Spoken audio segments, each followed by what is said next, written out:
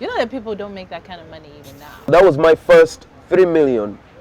I'm holding this money at school, and the exams are done, but we still got another like 3 weeks at school Okay. of marking the exams, waiting for your report cards, cleaning up the school, morning preps.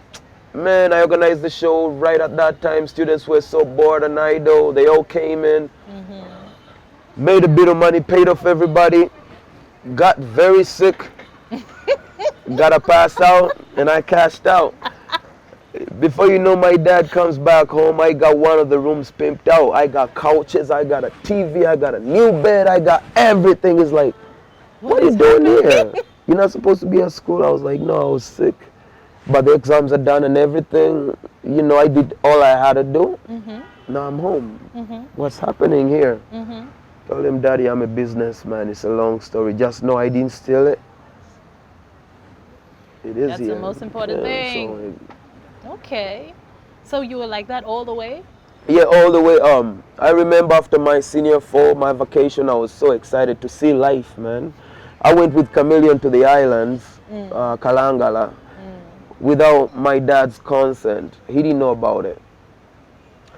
So I got a phone call from my dad. I'm looking at my phone so worried. I'm like, man, this man's gonna tell me to come over to his office, or he's gonna wanna know where I'm at. How am I gonna tell him I'm all the way this way? So I pick it up. Hello, Dad. Pius. Yeah, Dad.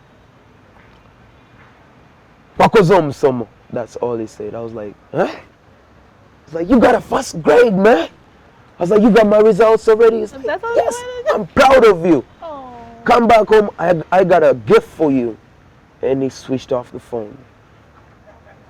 You know, recently, just the other day, I was talking to someone and we're talking about how powerful those words from a parent are. A parent to tell you, I'm proud of you, is so important to a child. I felt so good. This is how good I felt. The school I was attending was in the center of the city. I got everything I want. I went to school. I went to class when I wanted to go to class. I went to parties when I wanted to go to parties. It was perfect for me that time. But after I got my first grade and I knew my foundation did not come from that school, it came from a different school, I told my dad, I was like, yo, Dad, I want to give you the best thing I can give you after taking me through school all these years and sacrificing all you sacrifice. I want you to pick a school you want me to go to, and I'll go and I'll give you my own. And he picked St. Augustine's College, and I told him, no problem. I put all my stardom on the side. I put everything on the side and gave all I had to the books. I got there and I was very judged. Everybody looking at me like, this guy, what is he doing here? This is Chameleon's brother, of course. Yeah, Abobaya, he don't know nothing. But some mess are looking at me like, so I'm looking at him like, yo, you don't know what I'm made of.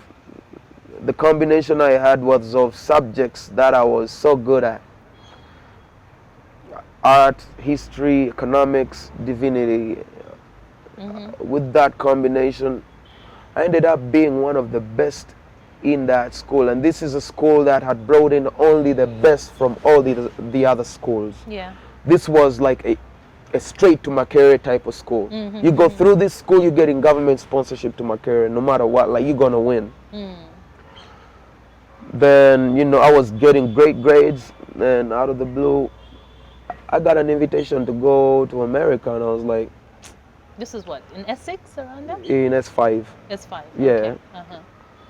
So I was like, whatever I'm going to school to learn is in America. Even America has schools, why not? And So I you left left. just Did you like tell that. your dad? No, which is the very sad part. I didn't see him. My dad was against almost anything I brought up. And you were gone for years. Yeah, I didn't even know the value of it, man. I was around what? S5 is like what, 17? I was around 16. I went to school early. So I was around, all the students in class were always older than me. So I was around just about 16. 16, yeah. So I told my dad, No. I never told him because I was worried he was going to be against it. Yeah. And everything happened so fast. How did it happen? I got the invitation. I don't even have a passport. I went, told my mom. My mom told me she was related to somebody that was working with the internal affairs, hooked me up with him. Went to him, he gave me my passport the same day. Then the next morning we go to the embassy. I didn't even know what the hell I'm doing. I just went to the embassy. And they gave me the visa out of nowhere. The guy didn't ask me anything. It's just like, what? You going for this? Oh, you don't go to school? Oh, I go to school. All right. And I got it. And next thing you know, the convention books a ticket. Mm-hmm. Too fast, and I was going just like that. I called my dad at the airport. I'm like, Dad, I'm leaving. He's like, where you going? You're not supposed to be at school? I was like, no, I'm going to America. It's like, when? I was like, right now. You sure? I'm like, yeah, positive. I'm leaving. Like, no way. I was like, yeah. I didn't know I was going for that long. I got to America, I'm listening to people telling me, I've been here for 2 years, I've been here for 3 years, I've been here for 10 years, and you're looking at them like, God damn, you're crazy. So your plan was to go for the show, For the the show, convention, yeah. and come back. Yeah. Then I got there and got caught up with more life. I'm looking at all these things and there are things I want. I'm looking at my school and I'm like, I already gave up on my school. Even if I went back, they wouldn't let me back in the same school. I'm looking at everything. I've already disappointed my dad, you know. So you felt you couldn't come back? Yeah, and I thought it was. I thought I was gonna be so embarrassed and disappointed with my life if I came back. So. So what did you do? I got a girlfriend, moved to Maine, and every day created new things. You know, the next day you know you're in Maine, the next day you have a job. You're like, wow. Next day you go to school there, next day you have an apartment there, next day you're buying your first car, next day you got a driver's license. Next thing you know, your dreams are now in English.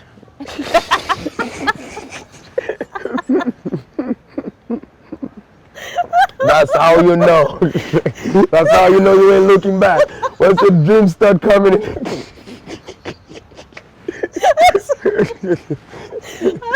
Oh my goodness. Was there a point where you felt like I miss home? I want to come home? All the time. All the time. I missed home. But the saddest thing about home is you always not missing home. That's the thing that people misinterpret. You're not missing home. You are missing the moments. The moments of the people. memories. Even your friends that you're missing after 3 years, they are not the same people. Yeah. You know what I mean? You might still be thinking about me like, wow, I miss P, we used to do this, we used to go to Venom, and now you come back and there is no more Venom. So you were just missing the moments you had at Venom, which will never come back. So I came back out here, man, and everybody I missed was different now. People had... That was what, 10 years? Was it 10 years? Yeah, 10 years. That's a long A little time. over. People had kids. People had moved on. People had died. People had lost hope. People... What made you come back? Music.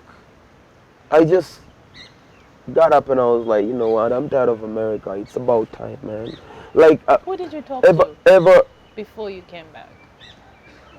Ever since I went to America, I always missed home, but I always wanted to do music. There is not one single time in my life I wasn't doing music. Either I was learning how to produce, I was learning how to sing, I was learning how to produce others, make music videos, I was learning all that. And once I got the grip of it and made a muscle with Radio and Weasel, and it blew. It was massive. Man, I was just tired. I was tired. I was ready for something else. I called my dad. I was like, yo, I'm thinking about coming back to Uganda. He's like, and move here? I was like, yeah. I'm like, well, that's up to you. Your brothers are not doing bad here. You can do good too. You never know. I told my mother. They were like excited. Then I told AK, like, AK, I'm coming back. He's like, yes, please do that. Come back. Let's do this. Radio and Weasel, Jeff Chiwa, all the pressure. I turned to my family then in America. I was like, yo, would it be cool if I go to Uganda for a couple of years and do this?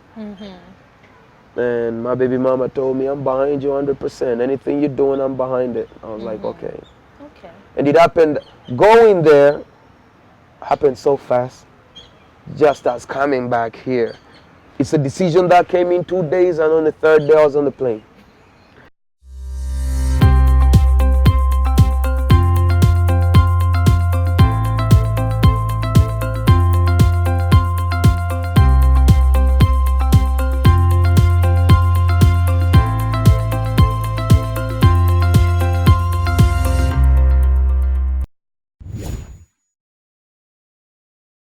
I was reading a bit of your bio, and one of the things that was written was that you went through a very violent time in your childhood, Yeah, and as a family, you experienced a break-in. yeah, we were born in Kawempe.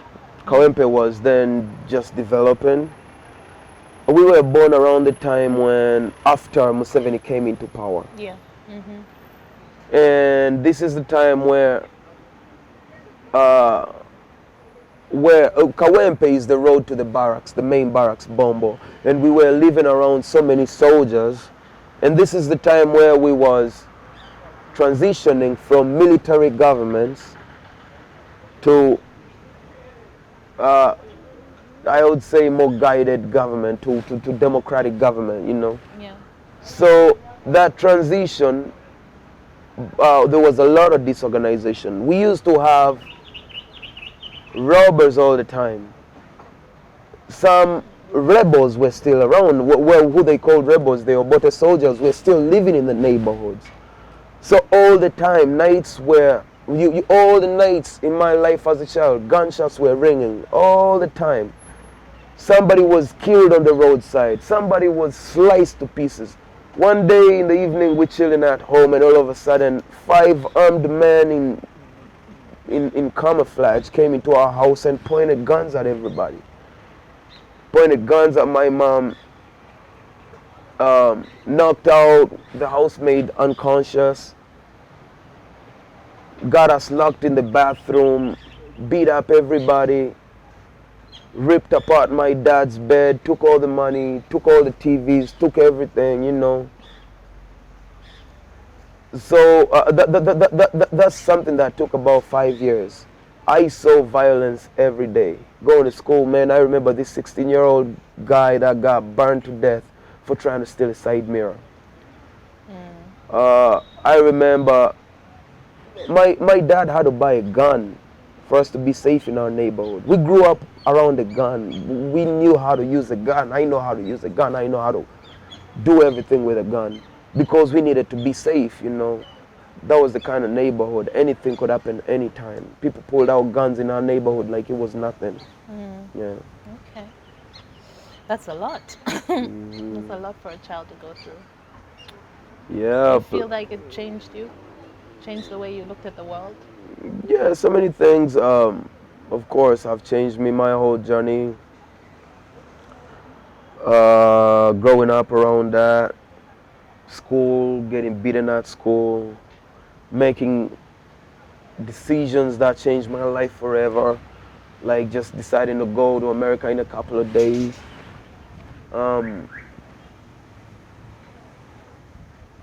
Getting locked up, When was that? hanging with the wrong friends.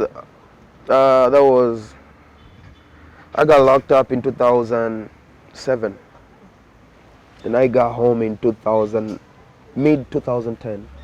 That's when I was home. You know, so many things. Losing my brothers, losing my friends.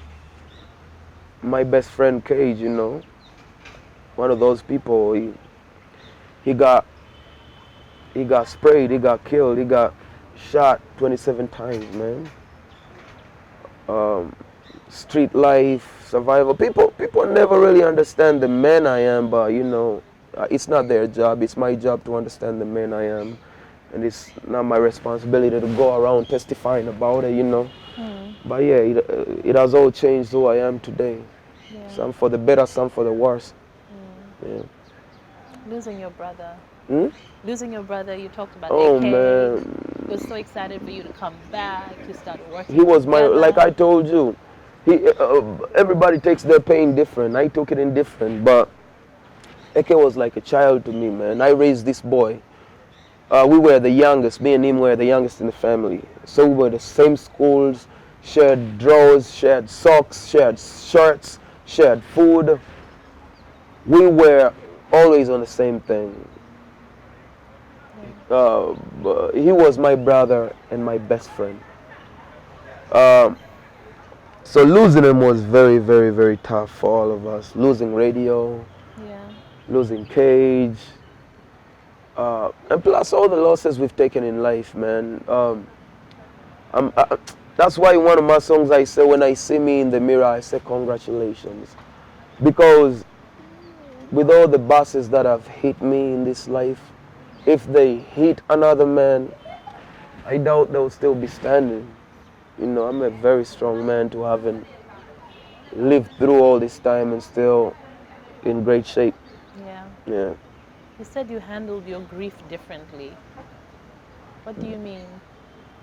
What grief? Losing my friends? Your Okay. brother. Because you Yeah. said you handled it. Yeah, everybody handles it different, but mine, after losing my brother, I started drinking a lot. I started smoking a lot of weed. I started, I even got violent. I was tired of the world. I was sick of everything. Nothing was fair. Nothing was good enough. I went through so many transitions. I shut off everybody. I just got lost in my own little world.